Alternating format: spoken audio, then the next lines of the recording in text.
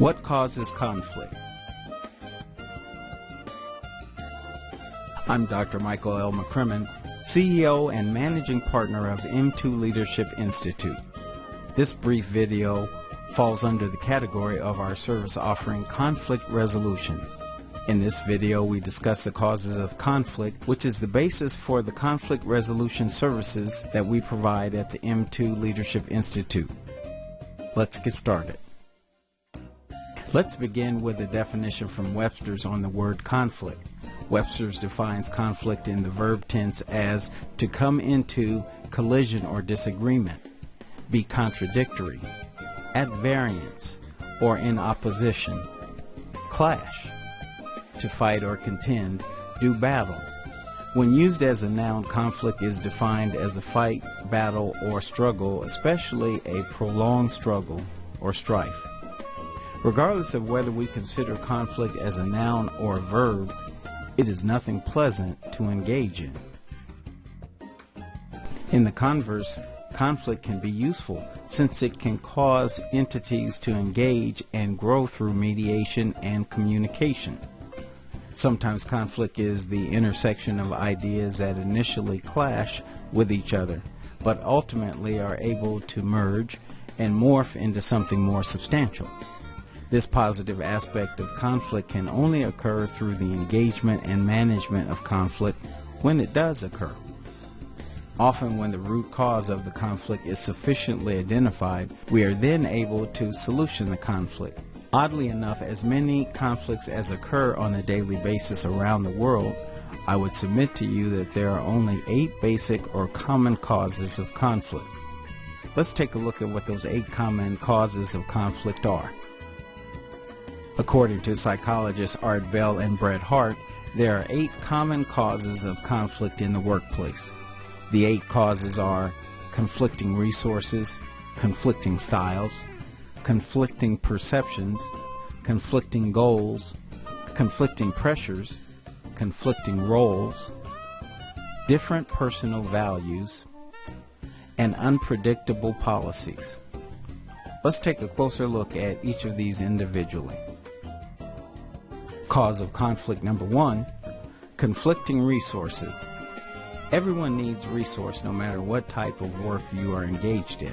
It can be construction equipment, office supplies, meeting space, even staff assistance. Anything required to get a job done is considered a resource. The problem, however, is when more than one entity at a time needs the same resource. When that happens, conflict can occur. Cause of conflict number 2, conflicting styles. People approach work differently.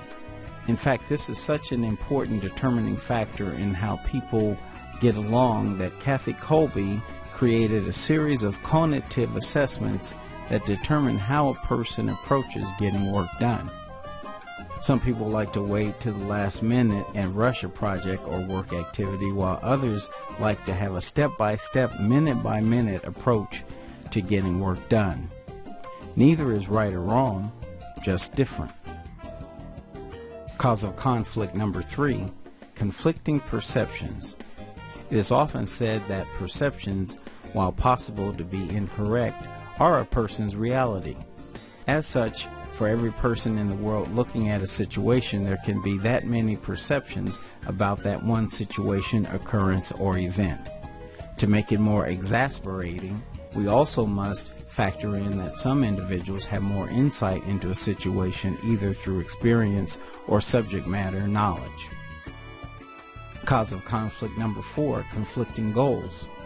If we were to rank the 8 conflict causes, I would suggest that this one would be close to the top of the list, as I regularly see this in my relationship alignment work as one of the pervasive causes for conflict and relationship dysfunction.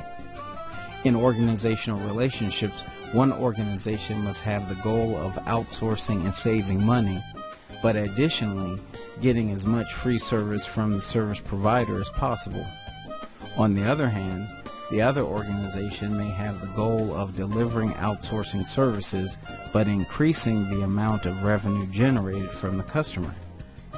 As a result, while they both agreed on a contract and a price and a set of services, both partners in the relationship have unstated goals which are in conflict with each other. Cause of conflict number 5, conflicting pressures. To introduce this cause of conflict, we use a familiar phrase often heard in society these days: poor planning on your part does not constitute an emergency on mine. Many times we have to count on assistance from others to get tasks accomplished, and many times due to the hectic nature of work and fewer people in the workforce, our priorities do not match the priorities or urgency of others. As a result, when our project is going to suffer delays because of someone else's inability to support our efforts to completion, conflict occurs. Cause of conflict number 6, conflicting roles. To introduce this cause of conflict, we use another commonly heard phrase: too many cooks spoil the broth. In organizations that are well balanced, most roles have no overlap, and thereby making areas of responsibility very crisp and clear. However, in this day of matrix organizational structures, along with the scurrying around to get work done after resources have been let go, there can be overlap of roles. When this occurs, it can appear that one person is infringing on someone else's territory. When this happens, 99% of the time, it creates conflict. Note, sometimes one person just wants responsibility for a task or assignment, even if they have no logical connection to the task.